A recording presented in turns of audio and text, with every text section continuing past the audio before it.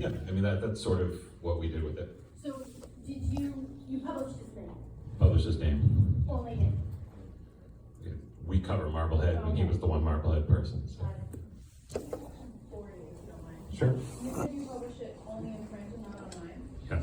Can I ask why? Okay, so the theory on that one was, we sort of have, we run a police log every week, and, our theory in and we, if you know Massachusetts, it's really hard to get the names now of just garden variety arrests anyway, and sex crimes in particular. It's the same theory of not publishing arrests online because we don't follow the cases and we don't know when they get resolved and so forth. Collateral consequences of arrest, all that kind of stuff. It was a thing where once you put it out there online, we don't take stuff down off our website. So that was gonna live forever. In terms of the criminal consequences of that crime, it will probably, be, he's a 74-year-old guy with no criminal record. So there's not gonna be a lot of probably criminal consequences for him. So it seems like to have that out on the internet would, punish him more than our society says he should be for that offense, basically. How did that decision get made within the newsroom? Was that a tough conversation or? Well, we're also a nonprofit, so the board got involved, and without telling you about all the sausage getting made, the opinion wasn't unanimous, but ultimately our board is very good, and they said that the newsroom ultimately makes the call. So that's sort of how, they're basically like, we'll support whatever you decide to do, but they definitely shared some thoughts on the matter. Was the newsroom unanimous? The newsroom was unanimous. Did the newsroom agree with not putting it up online? Yeah, I think so. I mean, ultimately, once we discussed it, we sort of came to a mutual decision about that. Did you ever discuss altering your policy and taking that one down offline after a period of time?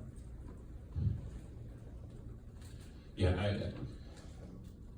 I think that's sort of a bad slope to start down. That's just my personal opinion of like, and part of it's even just a resources issue, right? There's only 2.5 people in the newsroom, so like you're setting yourself up for other potentially valid requests to go back and take down stories. It seems just better maybe that they don't exist there to begin with, but I don't know that you could probably tell that's sort of the aspect of this that I'm probably least sure about of all the things that we had to decide about that. So was there any backlash? No backlash, as far as I know. It published on Wednesday, so. Was it a politician? May still be coming. Was it a It may politician? be in my inbox as we're standing there. Had to have been a politician or an athlete. Or a music star. One of the three? It's just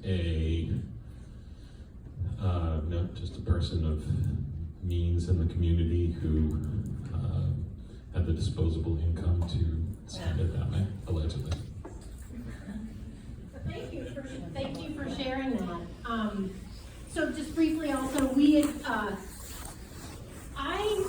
I have been writing about sex trafficking for 30 years, starting at the Orange County Register and at the Boston Globe. So I do know something about the topic, and I care very much about exploitation of women, but we also, it just happened that day with when Philip was at the trial, and he and I have worked together on several investigations related to the topic. He's been to the Philippines.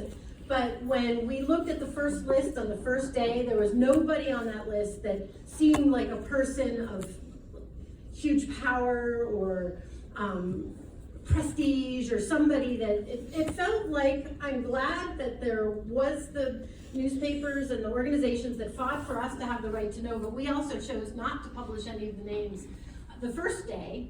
And then last week there was the city councilor from Cambridge. We wrote about him, and today I believe there's several at least one person that we did decide to put in. But we made that same choice.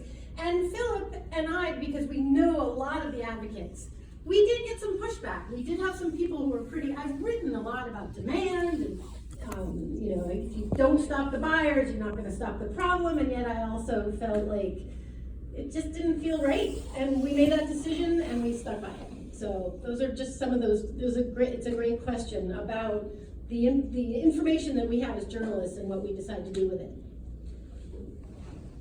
My name's John Flowers. I'm with the Addison Independent. You were talking about hybrid meetings in Massachusetts. I'm wondering if you have to have kind of an anchor site somewhere within like the municipal building for your meeting. In other words, it's not someone hosting the meeting, you know, in their bunny slippers from their house, that people have access to that meeting through a municipal venue, because in Vermont anyway, we have parts of the state that you don't have internet access, you can't follow along if you want, so that denies them the opportunity to attend. So I'm just curious about that.